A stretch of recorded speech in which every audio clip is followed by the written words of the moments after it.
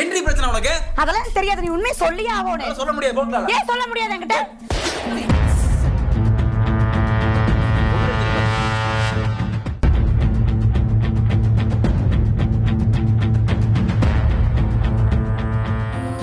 என்ன அடிச்சிட்டீல? ஒரு நிமிஷம் கூட இந்த வீட்டுல நான் இருக்க மாட்டேன் நானு.